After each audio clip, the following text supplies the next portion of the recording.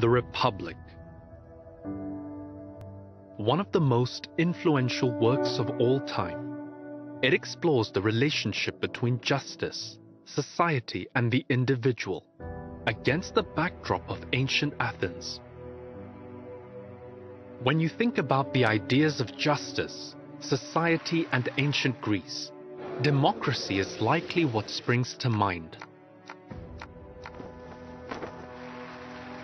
After all, nowadays democracy is considered the cornerstone of a free and fair society.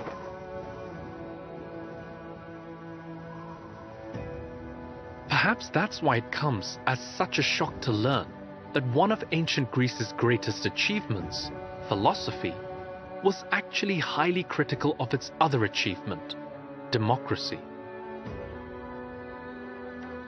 The philosophers, the greatest minds of the ancient world, warned that democracy ultimately dissolves into tyranny.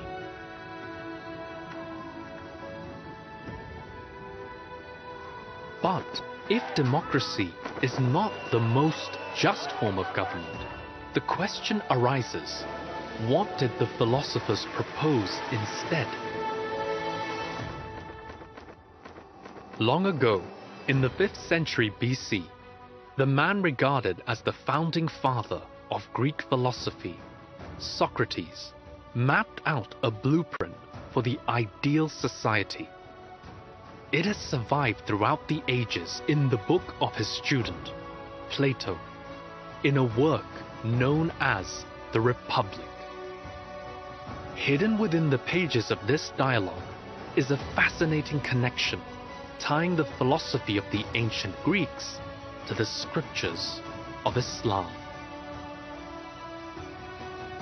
Could this be the meeting point of Eastern faith and Western philosophy? Join us on Al Rayat As-Sood satellite channel as we construct Socrates' ideal society, the Republic, the just state.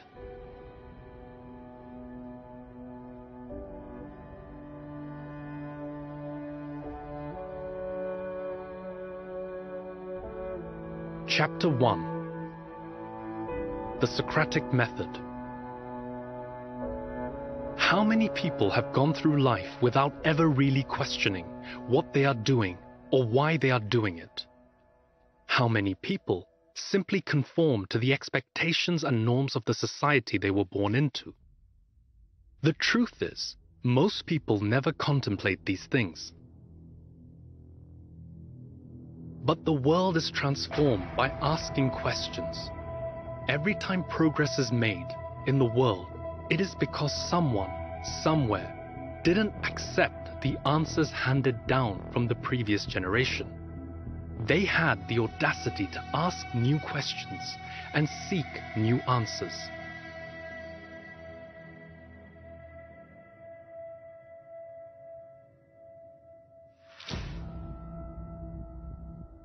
During what is known as the Golden Age of ancient Athens, one man did just that. In fact, he taught the world to question everything. His name was Socrates. Socrates is considered to be the patriarch of Western philosophy, but you might not have known that from his early life. He worked as a stonemason and even served in the military before devoting himself to the pursuit of truth. And it was Socrates who defined for the world the true meaning of wisdom. Here is how he discovered it. One of Socrates' followers made a pilgrimage to the oracle at Delphi, a priestess at the temple of Apollo, who served as a medium through which the god of Apollo spoke.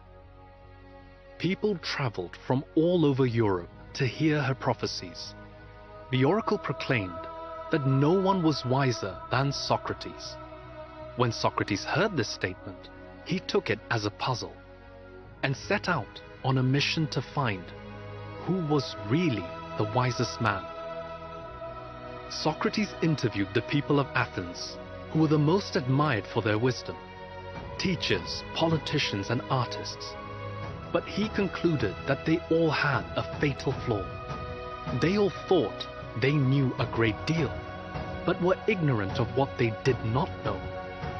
Socrates said that he was as ignorant as any other man, with a slight advantage. At least he knew he was aware of his own ignorance, and in that way, he was the wisest among the ignorant people. Socrates paradoxically stated, "The only true wisdom is in knowing you know nothing. And in order to figure out what you don't know, you have to question everything."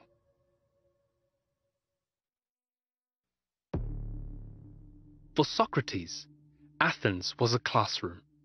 He went around asking questions after question after question to both the elite as well as the common man. His famous dialectic method, now known as the Socratic method, compelled the audience to think through a problem to a logical conclusion. Sometimes the answer seemed so obvious, it made Socrates' opponents look foolish. This habit of pointing out people's mistakes in reasoning earned Socrates just as many enemies as it did admirers. Socrates was a controversial figure, and eventually in 399 BC, he was accused of corrupting the youth of Athens and of impiety, trumped up charges for which he was ultimately sentenced to death. During his trial, Socrates uttered one of the most frequently cited lines in the entire history of Western thought. When speaking to the jury to explain why he can't simply stop what he is doing, why he can't stop going around, constantly questioning people about what they believe and why, Socrates says that he can't stop examining his own life because, quote, "the unexamined life is not worth living." How many people die without ever asking themselves perhaps the most important question of all? How should I be living?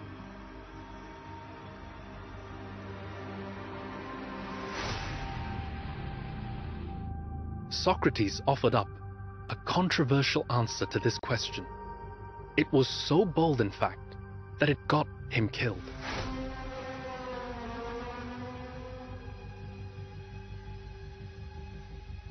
But before we tell that tale, let's consider the significance of Socrates.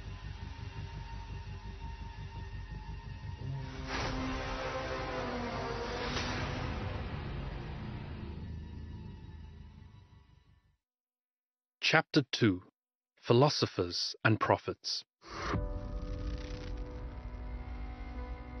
His ideas may have changed the world, but Socrates never wrote them down himself. Practically, everything that we know about Socrates comes in the form of dialogues written by his most famous student, Plato. Plato's record of Socrates in the Republic is one of the most influential works of all time, listed alongside the Christian Bible in terms of its importance in Western society. Plato went on to become the teacher of Aristotle, and these three men are regarded as the founding fathers, the pillars of Western philosophy. From those who value reason and logic above all else, Socrates, Plato, and Aristotle are just as important as Abraham, Isaac, and Jacob are to the people of the book. Today, rational-minded individuals might place philosophers and prophets into very different categories. In fact, some have argued that Socrates, Plato, and Aristotle paved the way for atheism because they fought against the polytheistic religion of ancient Greece. But perhaps philosophers and prophets are not so different after all. Socrates never argued against the existence of a higher power.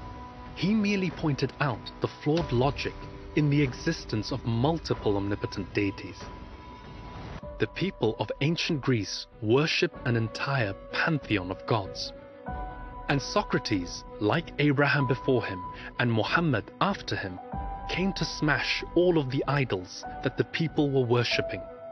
But instead of arguing faith or belief in something unseen, Socrates used something more compelling for the people of his time: logic. Recorded in one of Plato's dialogues, Socrates was once talking to a man called Euthyphro. The two were trying to define the word piety. Euthyphro argued that piety must be that which is pleasing to the gods. Socrates was quick to point out that the gods often quarrel with one another and wouldn't all be pleased by the same thing. So, if piety is that which is pleasing to the gods, it would defy logic that there could be more than one. At a time when Athenians worshipped many, Socrates was branded a heretic. But that doesn't mean that Socrates didn't believe in God. In fact, right before he was put to death, he said, quote, "You seem to think me inferior to the swans in prophecy. They sing before two, but when they realize that they must die, they sing most and most beautifully, as they rejoice that they are about to depart to join the God whose servants they are.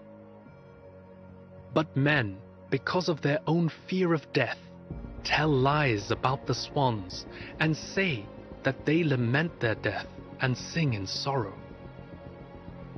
As I believe myself to be a fellow servant with the swans, and dedicated to the same God, and have received from my master a gift of prophecy."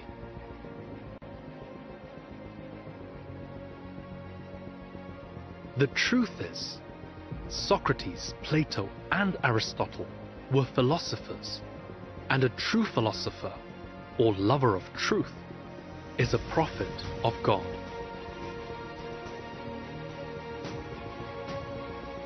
A fact which becomes clear when comparing what the philosophers taught to the message of the prophets throughout time. Just as Jesus warned about following false teachers in the Gospel of Matthew, saying, "Beware of false prophets," Socrates warned against the false philosophers, the poets. Socrates said, "There is an old quarrel between philosophy and poetry. True philosophers are concerned with the truth, while poets are pseudo-intellectuals and imitators." Socrates said, "I realized that it was not by wisdom that poets write their poetry, but by a kind of nature or inspiration, such as you find in seers and prophets. For these also say many beautiful things, but do not know anything of what they say."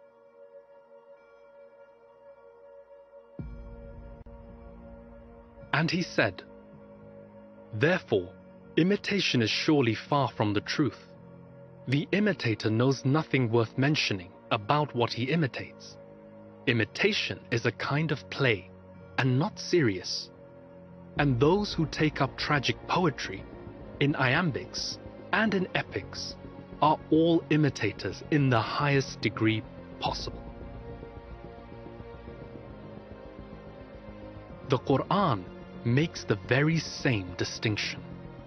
In the chapter called The Poets, it is written, "As for the poets, only the misguided follow them.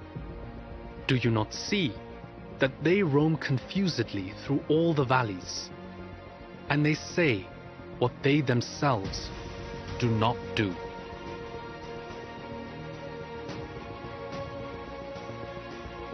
Socrates, Jesus, and Muhammad were all men of God in their time, and the inheritor of God's religion in this day and age Imam Ahmad al-Hasan, peace be upon him, has come bearing the exact same warning. The poets of today are the non-working scholars of the religions who have perverted and misguided from the truth.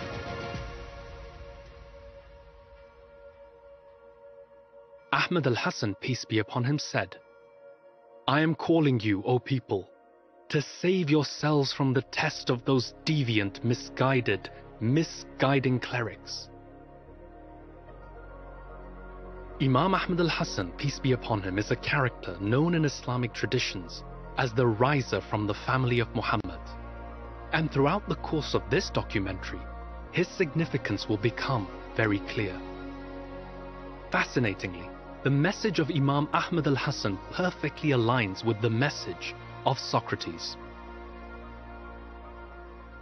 Just as Socrates said, "The only true wisdom is in knowing you know nothing," Imam Ahmad al-Hasan, peace be upon him, said, "True knowing is to know you are incapable of knowing the truth, the book of monotheism." And these concepts are related.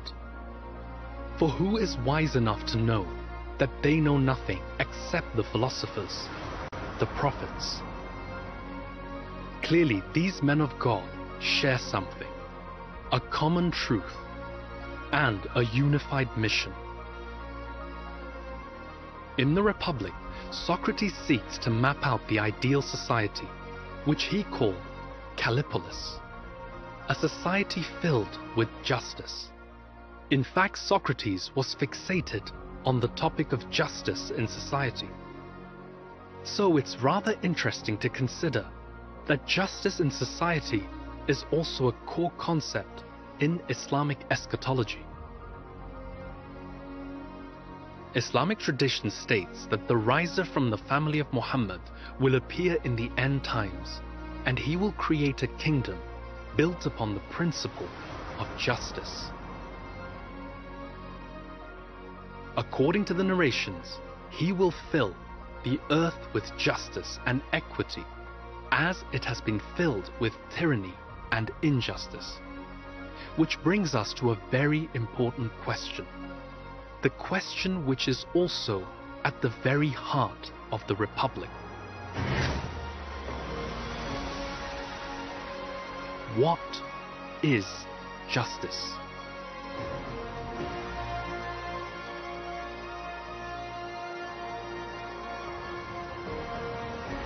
Chapter 3. What is justice?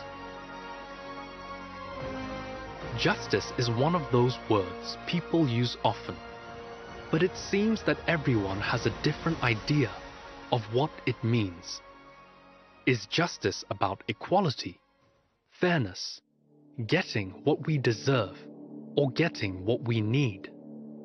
When you really start thinking about it, it's clear that justice is a complicated concept.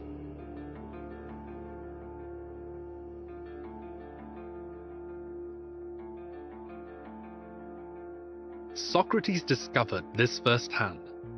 In the Republic, Socrates is talking to his three friends, Cephalus, Thrasymachus, and Glaucon. Each one of them defined justice differently and incorrectly. For example, Cephalus argued that justice consists in speaking the truth and paying one's debt. But would it really be just to pay debts to someone who will use the money for the purpose of evil? Thrasymachus defines justice as, quote, the interest of the stronger. In other words, might is right. Laws are made by the strong, the ruling party, in its own interest.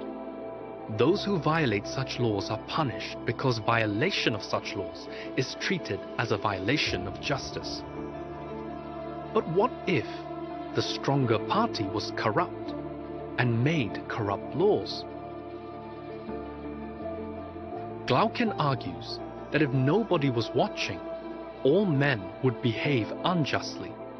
Therefore, all justice is unnatural and artificial, but necessary in order to chain the natural selfishness of man. But are all men naturally selfish? Socrates realized that the theories put forth by his interlocutors all had one fatal flaw in common. They all treated justice as something external. But Socrates, the wisest of them all, knew what they failed to understand. Justice is not just a political condition.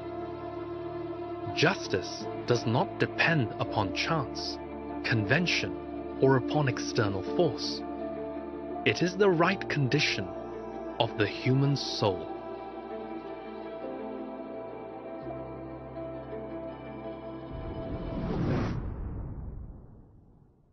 Chapter 4. The Divine Just Soul. According to Socrates, the individual soul can be broken down into three parts: the tripartite soul. Think about it like this. Imagine a two-horse chariot. One of the horses, which he associated with a person's appetites or desires, lusts after pleasure, food, drink, sex, and especially money, because money can buy you all of these things. Socrates says this horse is stubborn and must be controlled. The other horse, which he associates with spiritedness, is noble and lusts after honor. This horse can be used by reason, which he associates with the charioteer, to control the stubborn horse. Reason lusts only after the truth. Therefore, it is the best one to guide. But if a person doesn't learn how reason can make use of spiritedness in order to rein in desire, then that person will be just as misdirected as the chariot controlled by the stubborn horse. Socrates' logic makes sense, but there is something that might surprise you about it. Just as Socrates laid out the nature of the three components of the individual in the Republic, Prophet Muhammad, peace be upon him and his family, spoke about the exact same thing in the Holy Quran. In the Quran, we learn that every individual has three components: two sides of the nafs, or ego, and the eternal divine soul, or ruh. The first part of the ego is the nafs al-ammara, or the commanding self. The Quran describes it like this: indeed, the nafs that overwhelmingly commands a person to do sin.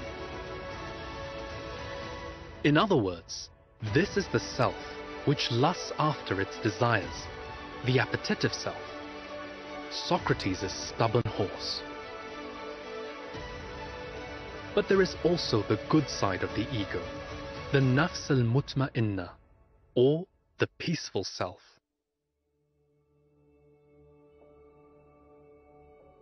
To the righteous it will be said, O reassured self, return to your Lord well pleased, and pleasing to him.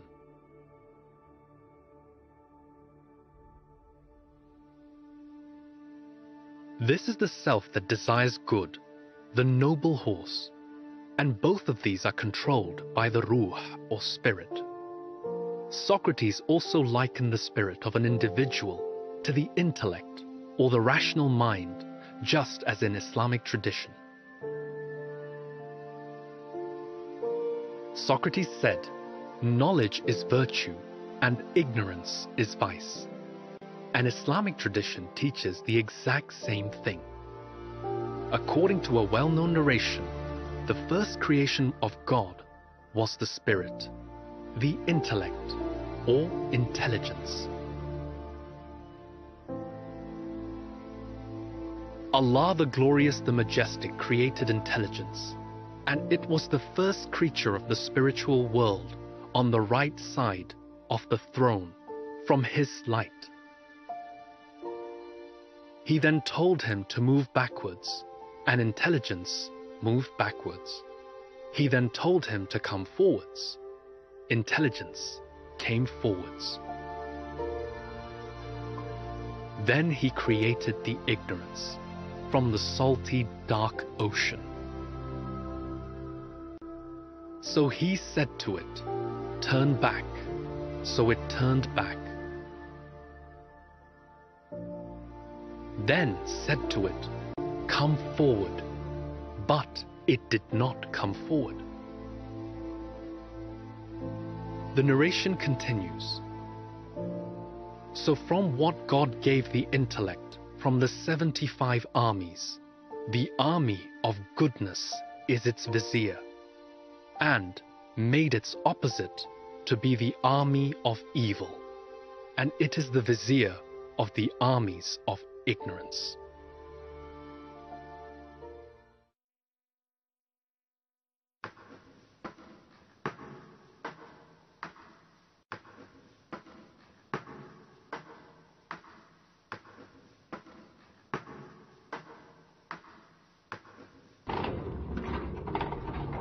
Just as the narration calls goodness the vizier of the army of goodness, Socrates explains in the Republic that goodness is the light of the mind. Like the sun shines a light for the eye to see, goodness illumines the intelligible to truth. The holy narration continues, listing the various attributes of intelligence opposing those of ignorance.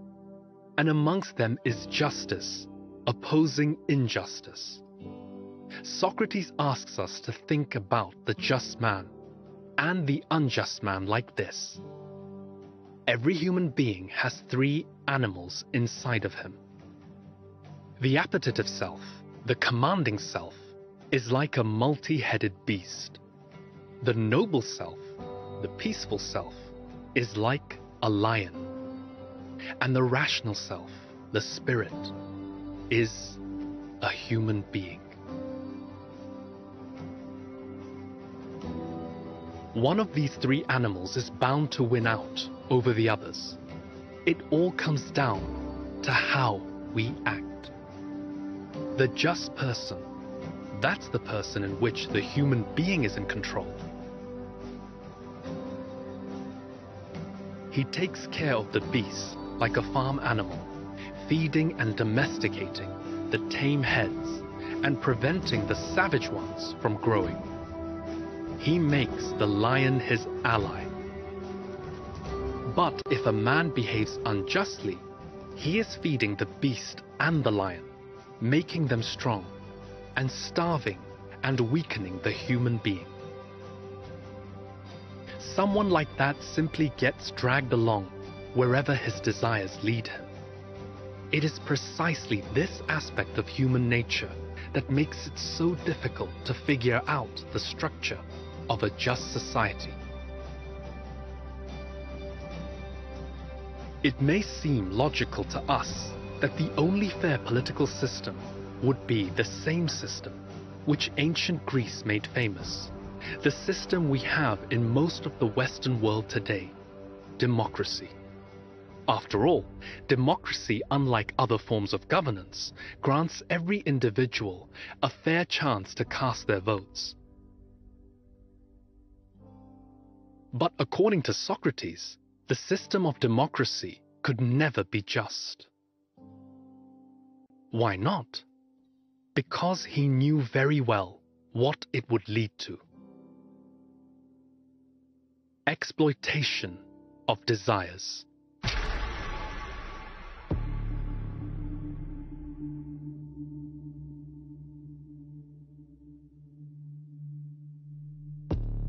Think about how politicians operate today in democratic societies.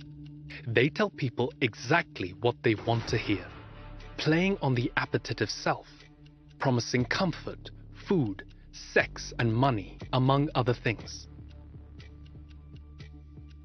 For that reason, Socrates said, people voting at the polls would not be led by their intellect, but by their desires, the many-headed beast. And Socrates knew exactly where that would lead. to a system the Greeks feared above all else: demagoguery.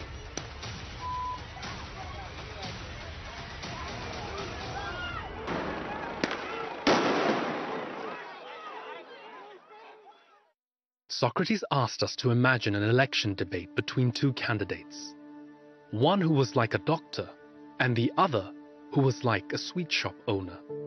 The sweet shop owner would say to his rival, "Look, this person here has worked many evils on you. He hurts you, gives you bitter potions, and tells you not to eat and drink whatever you like. He'll never serve you feast of many and varied pleasant things like I will."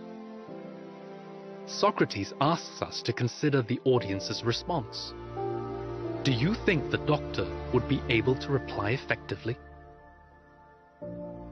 The true answer, "I cause you trouble and go against your desires in order to help you," would cause an uproar among the voters, don't you think? And when looking back at the history of democracy, the evidence is all too clear.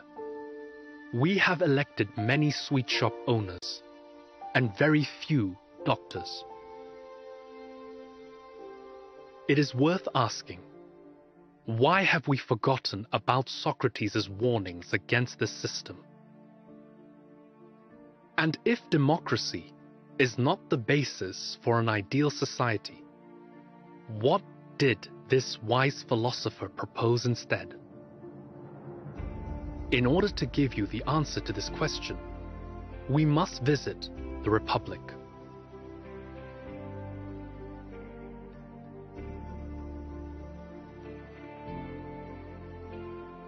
Chapter 5: The Ideal State. The Republic was translated from a dialogue first written in ancient Greek. It has been called the Republic, but perhaps a better translation of the title would be the State, or the Ideal State, because the aim of this dialogue is to map out the structure of an ideal, just society. Socrates saw that you can't ever make everyone happy, but you can do the greatest amount of good for the most people. Socrates defined justice like this: justice is thus a sort of specialization. It is simply the will to fulfill the duties of one station and not to meddle with the duties of another station, and its habitation is therefore in the mind of every citizen who does his duties in his appointed place. And remarkably, his definition matches the words of Imam Ahmad al-Hasan, the riser from the family of Muhammad, who said, "Justice is placing the thing in its correct place." Putting everything in its right place. In other words, justice requires each person in the city to mind his own business, doing the particular job that has been allocated to him to the best of his abilities. Socrates claims that operating in this manner will allow the city to thrive, which is in everyone's best interest.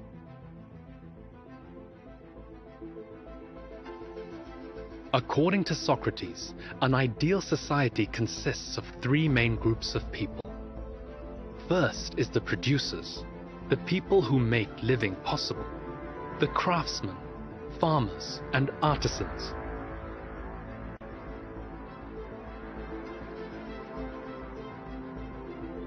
The second class is the warrior class.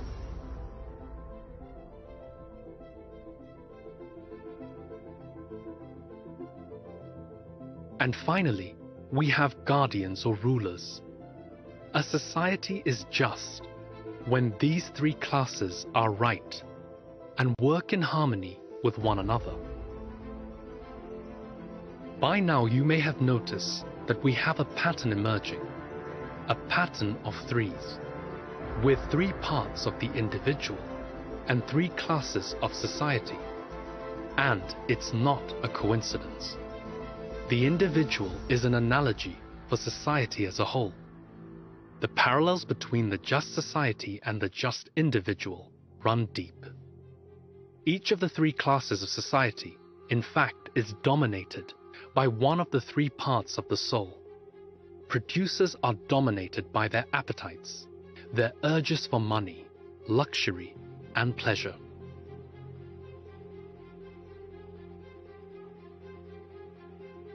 Warriors are dominated by their spirits, making them noble and courageous. Rulers are dominated by their reason, which lusts only after the truth. So each of these groups must perform their appropriate function, and only that function, and each must respect the hierarchy of power.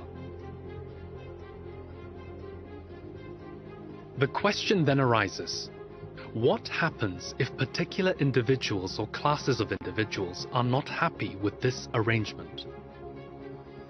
Socrates understood that it would be difficult to keep the citizens of his just state from being dissatisfied if they were in a low class. So, according to Plato, Socrates devised a noble lie, a myth in which all people were born of the earth and infused with a metal which was part of who they are. Rulers were gold, warriors silver, and producers were bronze and iron. But wait a minute. Two puzzles arise from the claim that the story is false. First, if it is obviously untrue, and everyone knows that, how can anyone come to believe it? And second, didn't Socrates detest lies? In fact, he was so opposed to lying that he once said, "Lies are the greatest murderer. They kill the truth." Socrates was a philosopher, a lover of truth. And we know that Socrates practiced what he preached. Socrates' friends, followers, and students encouraged the great philosopher to flee Athens, but he refused. He chose to die upon the truth, as Plato himself confirmed. He, Socrates, appeared happy both in manner and words, as he died nobly and without fear. So, what happened?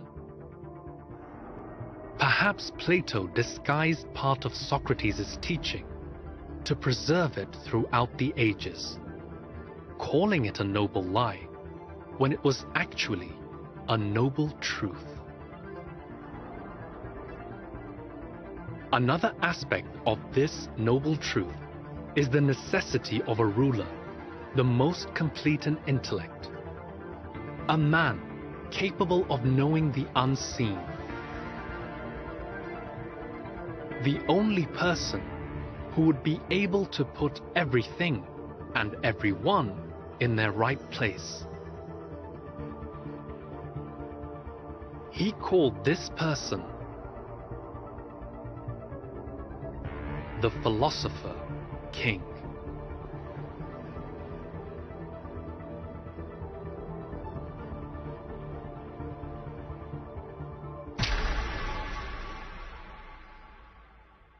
Chapter 6: The Philosopher King. As we have seen, the rightful leader cannot be chosen by the masses. So who is fit to lead?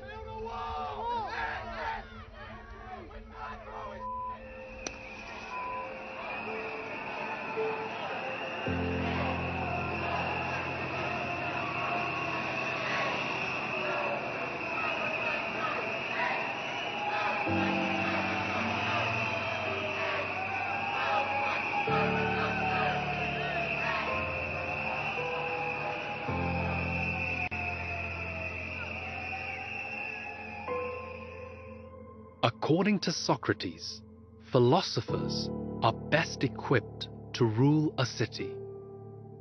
Socrates argues that because they see the world accurately and are able to sufficiently deny themselves as not to be corrupted by a leadership role, throughout their lives, philosophers in search for truth have attained a state as close to death as possible, trying to distance the soul as much as possible from the needs of the body.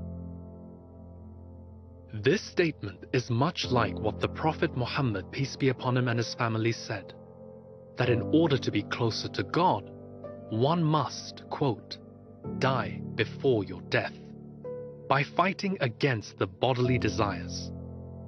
Muhammad and the religion of Islam teach that there must always be one person who is the proof of God upon the earth. Socrates also taught that the ideal state must have a leader, and this leader must be the most truthful, most just man of all, the philosopher king. In the time of Socrates, he himself would have best fit the bill for the role of the philosopher king. After all, he was the proof of God on earth in his day. But the question is, who would fit this role today? It would have to be the great philosopher, the vicegerent of God in this day and age, the riser from the family of Muhammad. And it is prophesied that he will play this role in the end times. According to the narrations, the riser from the family of Muhammad will preside over a divine just state, one which perfectly matches the description of Socrates' ideal state. What sets the philosopher king apart, according to Socrates, is his grasp of truth and knowledge. And according to the narrations, the riser from the family of Muhammad will reveal unprecedented knowledge. The sixth Shia Imam, Ja'far as-Sadiq, peace be upon him, said, "There are 27 letters of knowledge. The knowledge that is revealed till to date through all the prophets is the interpretation of only 2 of those letters. When our Qa'im rises, then God will reveal the remaining 25 letters and will add to these the 2 letters already present. In this way, knowledge with all 27 letters will become complete." And there is a fascinating connection between what Socrates said about the ideal philosopher king and what the narrations say about the riser from the family of Muhammad.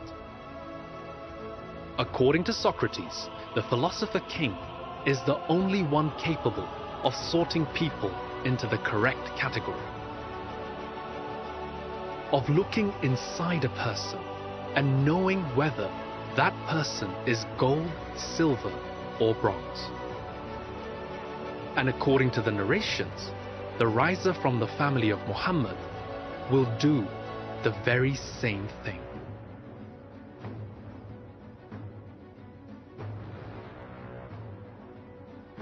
In a narration, Imam as-Sadiq, peace be upon him, said, "Verily, 2,000 years before God created the bodies, He made brothers between the souls in the shadows. So when our Ahlul Bayt Qa'im rises, the brother inherits his brother in the shadows, and he does not inherit his brother from the physical birth." So, it is the riser from the family of Muhammad who can look at people and peer past their physical body. He can know their kinship in the soul world, a world separate from the physical world. And Imam Ahmad al-Hasan, peace be upon him, the riser from the family of Muhammad, has brought forth knowledge of the soul world and of kinship in the soul world. That is something which has never been claimed before in the religion of Islam.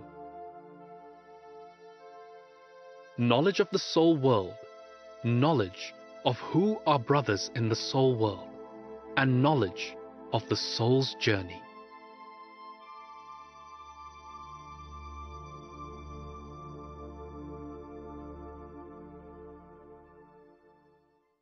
Chapter 7.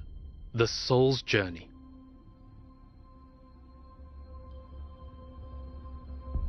The soul is the greatest mystery of all time.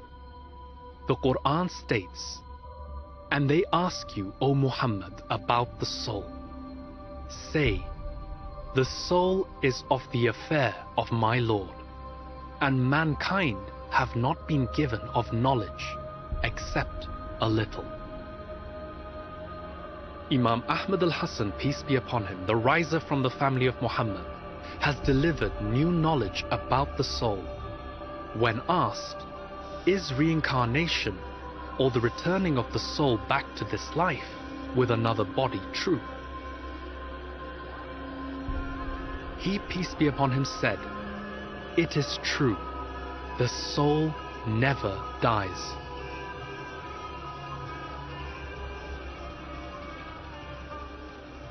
And we can infer from the teaching of Socrates that he also had knowledge of reincarnation. Recorded in Plato's dialogue, Phaedo, Socrates taught about something called the argument of opposites. He put forth the claim that everything that comes to be from its opposite. Take, for example, this balloon. In order for it to become bigger, it must have been smaller to begin with, and has become bigger out of its smallness. There are also two forms of generation between opposites, where each opposite comes out of the other opposite. Going back to the balloon, we see in order to get bigger or get smaller, it has to go through the twin processes of inflation or deflation. In the Quran, we find the exact same concept. He brings forth the living out of the dead, and brings the dead out of the living, and revives the earth after its death. It is in this way that you will be brought forth from the dead. So returning to Socrates, in a lengthy conversation using reason, he concludes that death must naturally be followed by its opposite. "Well then," said Socrates, "what shall we do next? Shall we deny the opposite process? And shall nature be one-sided in this instance? Or must we grant that there is some process of generation, the opposite of dying?" "Certainly we must," said he. What is this process? Coming to life again.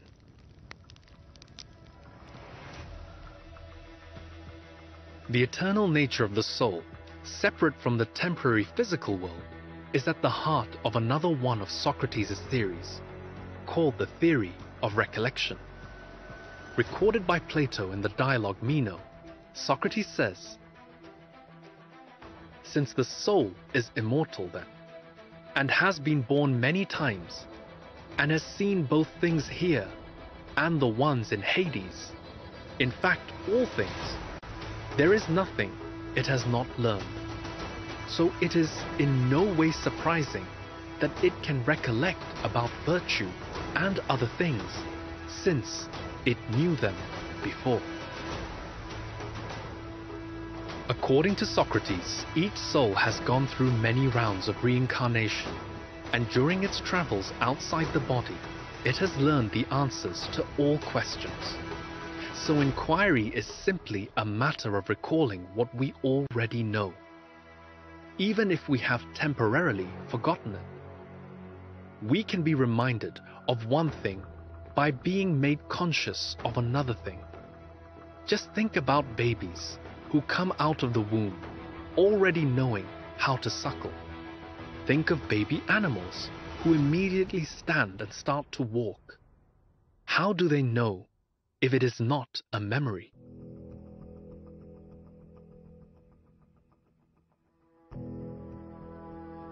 The family of Muhammad taught the exact same thing. Imam Ali, peace be upon him, said, "Knowledge is not in the heavens, so that it should descend unto you, nor is it below the earth, so that it should be brought out of it for you. Rather, knowledge is a propensity in your hearts. Train yourselves by the manners of the spiritual people, and it will appear to you."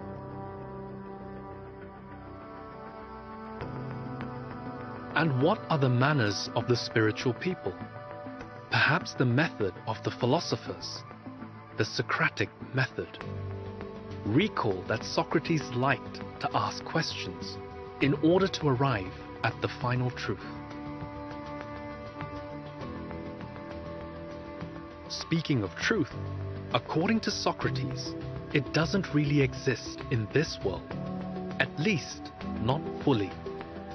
You see, Socrates taught that the physical realm, the world we see when we experience through the five senses, is not really the real world. Instead, ultimate reality exists beyond our physical world. The physical realm is the material stuff we see and interact with on a daily basis. This physical realm is changing and imperfect, as we all know too well. Another realm, however, exists beyond the physical realm. Plato calls this realm the realm of forms.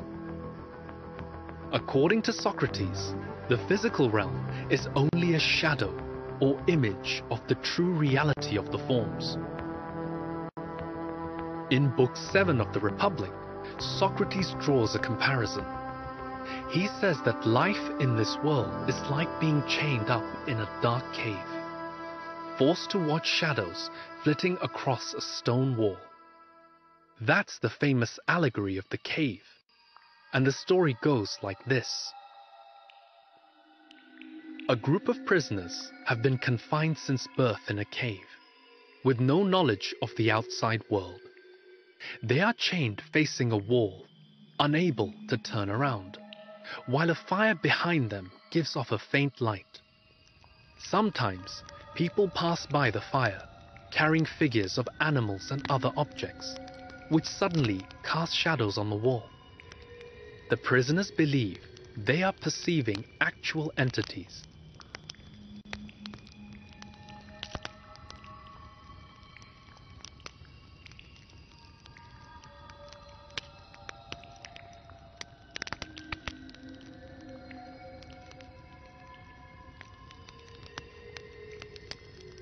Then suddenly, one prisoner is dragged outside of the cave for the first time.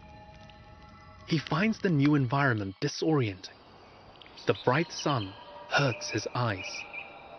When told the things around him are real, while the shadows were mere reflections, he cannot believe it. The shadows looked much clearer to him, but gradually, as his eyes adjust, until he can look at reflections in the water, at objects directly, and finally at the sun. According to Socrates, the life of this world is the illusion of the shadows. And just as Socrates taught, the Quran affirms, the life of this world is but comfort of illusion. The truth resides in the realm of forms. What are these forms? Abstract, perfect, unchanging concepts or ideals that transcend time and space. They exist in the realm of forms. Take this apple, for example. We see it as red. But the red that we perceive is not the true and perfect form of red. It is just the shadow of what exists in the realm of forms. So, concepts like redness, roundness, beauty, justice, or goodness are all forms. But according to Socrates, not just anybody can know the forms. The forms are objects of knowledge because only they possess the eternal, unchanging truth that the mind, not the senses, must apprehend. Only those whose minds are trained to grasp the forms, the philosophers, can know anything at all. But only one man is the most complete in reason and intellect, and that is the philosopher king. Socrates is essentially saying the philosopher king is a conduit between two worlds, the physical and the eternal. And that's exactly the role of the proof of God. In the Book of Monotheism, Imam Ahmad al-Hasan, peace be upon him, said, "Thus, monotheism is tied to the Caliph of God with a very tight bond. Rather, if we very accurately check the matter, we would know from what has been presented that knowing and monotheism are not possible for the rest of the creation, if it weren't for the first created being, or the first mind, or Muhammad, peace be upon him, and his family, who made the creation know him, subhanahu wa ta'ala." The Book of Monotheism.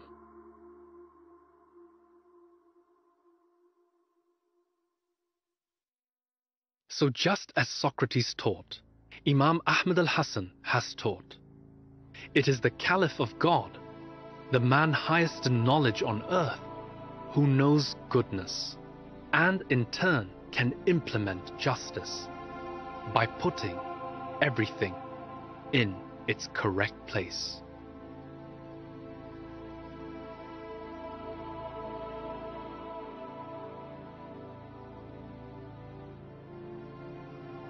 Chapter 8. The Divine Just State. Socrates never got to see the ideal state put into practice. It remained a theoretical concept during his lifetime. And what a radical concept it was. It earned Socrates a death sentence. In democratic Athens, Socrates was like an enemy of the state for what he revealed. Socrates lived at the height of the Athenian hegemony, to its decline with the defeat by Sparta and its allies in the Peloponnesian War. At a time when Athens sought to stabilize and recover from its defeat, Socrates was inciting doubts about democracy as an efficient form of government amongst the Athenian public. Socrates used perfect logic to dismantle the ideology of democracy. Ironically, it was a democratic vote of a jury of 500 Athenians who ultimately decided by a narrow margin that Socrates was guilty of impiety and of corrupting the youth. He was put to death by hemlock, in a process which is, for thinking people, every bit as tragic as Jesus' condemnation has been for Christians. But he died upon teaching the principles of truth. What Socrates revealed in the Republic is no less than a divine prophecy, which has survived throughout the ages for a reason. So that the true philosopher king could come forth and reveal the truth.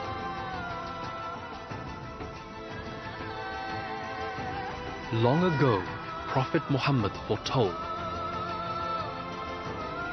even if the entire duration of the world's existence has already been exhausted, and only one day is left before the Day of Judgment, God will expand that day to such a length of time as to accommodate the kingdom of a person from my family, Ahlul Bayt, who will be called by my name.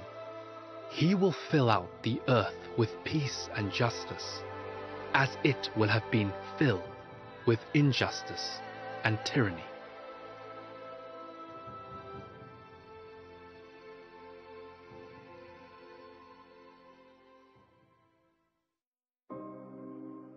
It has been millennia since Plato recorded the prophecy of Socrates in the Republic, and centuries since the family of Muhammad spoke these words. And yet, learned men and theologians alike have failed to see what has been right under their noses all along. Socrates' Republic is the divine just state of Imam al-Mahdi, peace be upon him.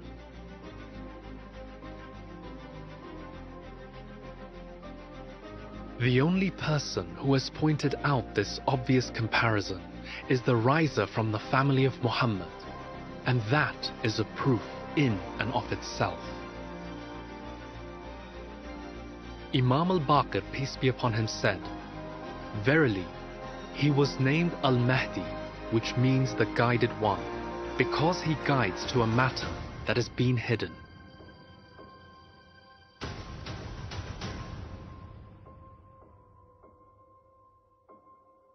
And the guided one is none other than Socrates' philosopher king, and he will be the one to fill the world with justice. In other words, he will put everything in its right place.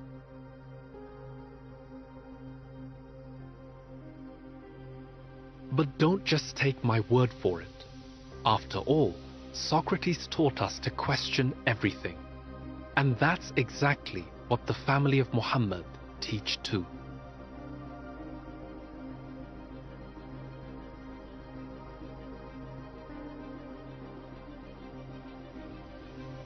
Imam Ahmad al-Hasan, peace be upon him, said, "We do not call anyone to believe with ignorance, without awareness or knowing. Research and scrutinize in our matter and in our call." Following in the footsteps of Socrates, every question leads us one step further down the path of truth, the road which leads to the divine just state.